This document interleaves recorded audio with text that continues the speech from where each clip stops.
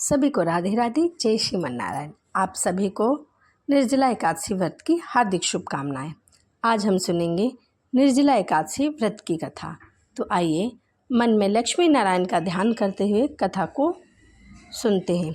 युधिष्ठिर ने कहा, हे जनार्दन, ज्येष्ठ मास के शुक्ल पक्ष में जो एकादशी पड़ती है उसका क्या नाम है? कृपया उसका वर्णन कीजिए। भगवान श्री कृष्ण ने कहा, हे राजन, इसका वर्णन मैं नहीं, सत्यवती नंदन व्यास जी करेंगे, क्योंकि वह संपूर्ण शास्त्रों के ज्ञाता हैं और वेदांगों में परमगत विद्वान हैं। तब वेदव्यास जी कहने लगे, कृष्ण पक्ष और शुक्ल पक्ष की दोनों एकादशियों में अन्न खाना वर्जित है। द्वादशी के दिन स्नान करके पवित्र हो और फूलों से भगवान केशव की पूजा करो।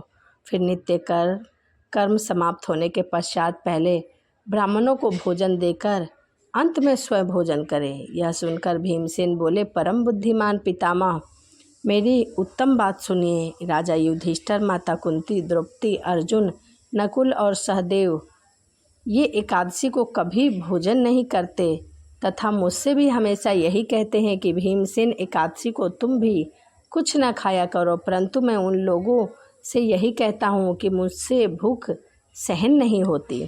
भीमसेन की बात सुनकर व्यास जी कहा, यदि तुम नरक को दूषित समझते हो और तुम्हें स्वर्गलोक की प्राप्ति अभिष्ट है और तो दोनों पक्ष के एकादशी के दिन भोजन नहीं करना चाहिए।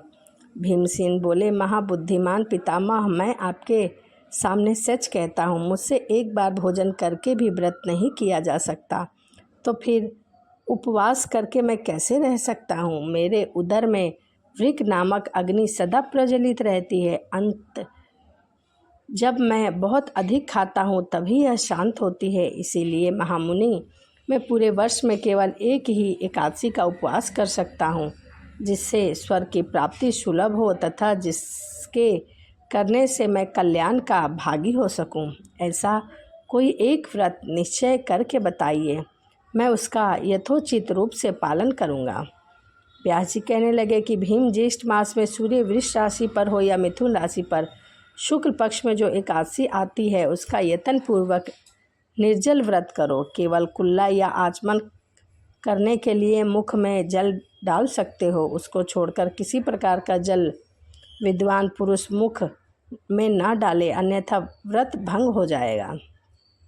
एकादशी को सूर्य उदय से लेकर दूसरे दिन के सूर्य उदय तक मनुष्य जल का त्याग करे और व्रत पूर्ण करे। इसके बाद द्वादशी को प्रातःकाल स्नान आदि करके ब्राह्मणों को विधि पूर्वक जल दान करके भोजन करके वर्ष भर में जितनी एकादशी होती है उन सब का फल निर्जला एकादशी के करने से मनुष्य को प्राप्त हो जाता है। शंख चक्र और गदा धारण करने वाले भगवान केशव ने मुझसे कहा था कि यदि मानव सबको छोड़कर एकमात्र मेरी शरण में आ जाए और एकादशी को निराहार रहे तो उसे सभी पापों से मुक्ति मिल जाती है।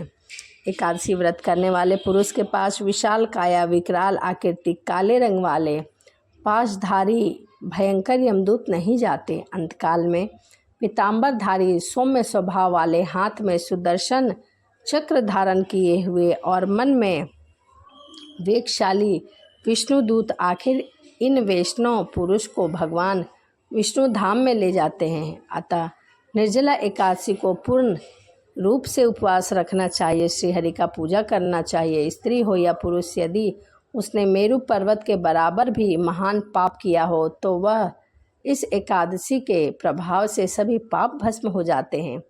उस मनुष्य उस दिन जल के नियम का पालन करता है, वह पुण्य का भागी होता है। उसे एक एक पहर में कोटि कोटि स्वर्ण मुद्रा दान करने का फल प्राप्त होता है। मनुष्य निर्जला एकादशी के दिन स्नान, दान, जप, तप, होम आदि जो कुछ भी कर सकता है वह सब करे, वह अक्षय हो जाता है।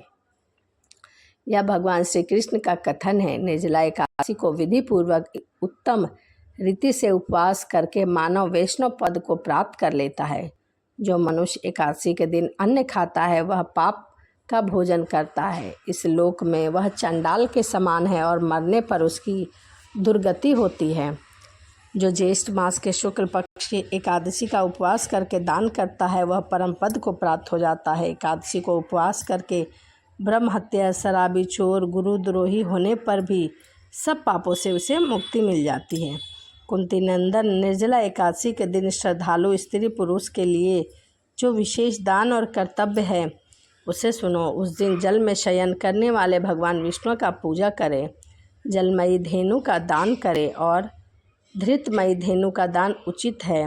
दक्षिणा दे, ब्राह्मणों को भोजन कराएं, ब्राह्मणों को संतुष्ट करें और उनके संतुष्ट होने पर ही श्रीहरि संतुष्ट होते हैं। उन्हें शम, दम और दान में प्रवृत्त करें।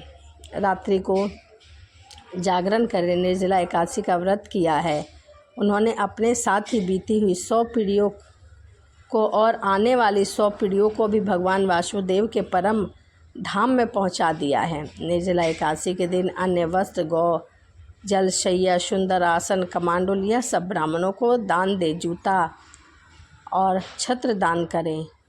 यदि हो सके तो सोना और चांदी भी दान करें। और चतुर्दश युक्त अमावस्या को सूर्य ग्रहण के समय श्राद्ध करके मनुष्य जिस फल को प्राप्त करता है वही फल इसके श्रवण से भी प्राप्त होता है।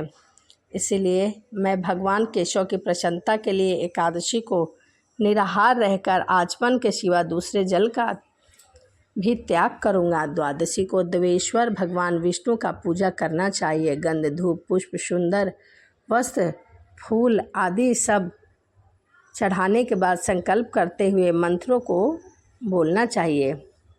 कहना चाहिए, संसार सागर को तारने वाले हे केशव, इस जल के घड़े का दान करने से आप मुझे परम गति प्राप्त कराइए।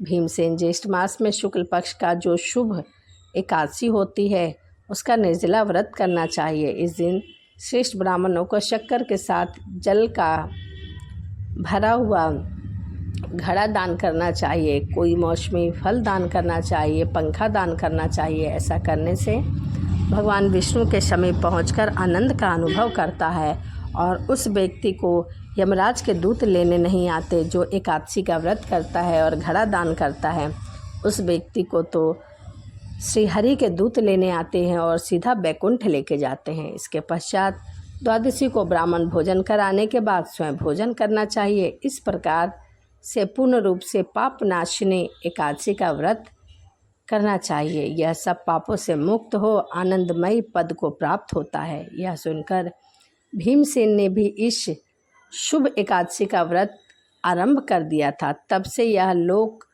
में पांडव द्वादशी के नाम से विख्यात है। इसे भीमसेन एकादशी भी कहते हैं।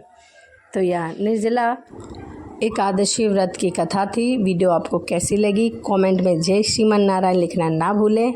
और एक छोटी सी रिक्वेस्ट है आपसे, यदि मेरी वीडियो आपको अच्छी लगती हो तो प्लीज़ चैनल को सब्सक्राइब, लाइक ज़रूर करें और कमेंट ज़रूर करें।